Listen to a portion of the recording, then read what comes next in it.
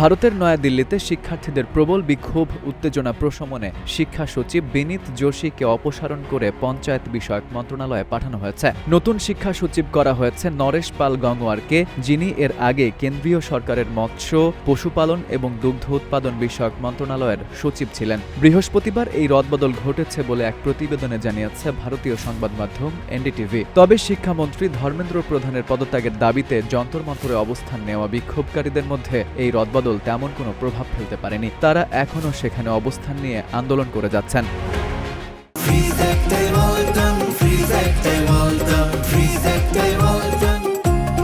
প্রশ্নপত্র ফাঁসের ঘটনার তদন্ত এবং কেন্দ্রীয় সরকারের শিক্ষামন্ত্রী ধর্মেন্দ্র প্রধানের পদত্যাগ চেয়ে গত ৬ জুন থেকে রাজপথে আন্দোলনে নেমেছে ককরোচ জনতা পার্টি। সিজেপির এই আন্দোলনে সমর্থন জানিয়ে গত ২৮ জুন থেকে অনশনে বসেন ভারতের জলবায়ু ও পরিবেশ আন্দোলন কর্মী সোনাম ওয়াংচুক। শিক্ষা সচিবকে বদলির পর বৃহস্পতিবার রাতে অনশন ভেঙেছেন তিনি।